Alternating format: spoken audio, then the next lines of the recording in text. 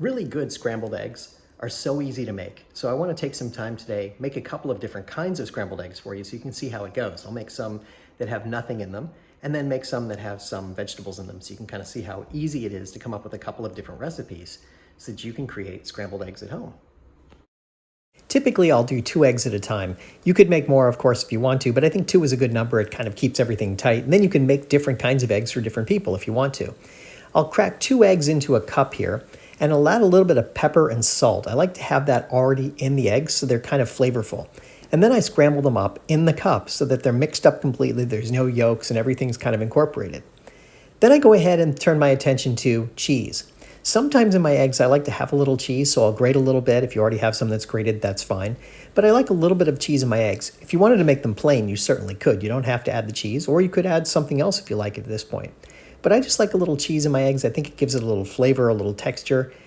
So this works for me. Now, alternatively, if you wanted to, you could add some sort of milk to your eggs, and that would give them a little fluffiness as well. That same sort of texture, but without the flavor. You can use whatever cheese you like. Whatever thing works for you is the right kind of cheese to use for you. Next, I turn my attention to putting a little oil in the pan. Even though this is a nonstick pan, I like to put a little oil in it because I think it reacts nicely with the eggs and helps coat them a little bit so they just get a little bit better. You could, of course, go without them, and that would be okay too, but I like a little bit of oil in there just to kind of help it out. Plus, this pan maybe isn't quite as non-stick as it appears to be. So I'll go ahead and add my eggs to it, and I put my cheese in now because I want the cheese to get melty inside the eggs and get really nice. The secret, if there is one, to actually making really good eggs is to continually stir your eggs. I like to just keep stirring them, and that way I get very fluffy, nice eggs. Now you could make them more omelet-like and just let them cook and kind of fold them over a little bit, but I like them fluffy. So the only way to get them fluffy is to continually move them in the pan. So I just keep moving around the spatula and kind of moving it until I get to the point where everything's cooked. And by doing this, I get this fluffiness to the eggs you can't get any other way. So that's the way I like to make my scrambled eggs, so that I get something that's fluffy and nice and they're cooked all the way through. Now, as soon as they look like they're cooked, I mean like the moment they look like they're cooked, I go ahead and take them off the pan. And that's because carryover cooking will finish them off for you. You'll get a little bit of heat that stays in the eggs and they'll cook just a little bit more. So if you cook them more in the pan, they'll be overcooked when you go to eat them. So I like to just keep them right to the point where they're cooked, which is right about now. I'm going to leave them on for just a couple more seconds, and then I'm going to go ahead and take them off the pan and put them on a plate. And this is where it comes together. It's so easy, and they're so delicious, and they're so fluffy, and they're nice. This is a great way to make eggs. Very simple, very straightforward. And this is one of my favorite recipes to make for just a simple egg in the morning when I want something that's just very quick and very tasty. And like I said, with the cheese in it and the salt and the pepper already in there, you've got something that came together really, really nicely. Let's turn our attention to putting something inside the eggs. Now, of course, you could decide that you want to do something like an omelet, where you actually have the things folded into the eggs and you do it more omelet-like. But I like scrambled eggs with this same sort of texture that I had with my plain scrambled eggs, but with some things inside it. So what I'm going to do is go ahead and put some olive oil in my pan, and I'm going to put some onions on the pan to cook up. You could use any kind of onions you like. I like red onions in particular because they have a little bite and a little sweetness. Sweet onions also work here, but I'm going to go ahead and put these in the pan and start this cooking. So you want to continue to cook these until they just slightly brown. And then you can add any other vegetables you like. Now, for me personally, I like mushrooms. Mushrooms are one of my favorite things to have in eggs. Mushrooms and onions is like a classic combination that comes together really nicely. So I've got a couple of mushrooms I'm going to put in here.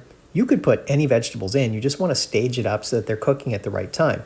Some vegetables, like onions, take a little longer. Mushrooms take a little shorter, but you can use whatever you want, whatever you like to have in your eggs. Now, a little trick I learned along the way is to put a little bit of alcohol on this.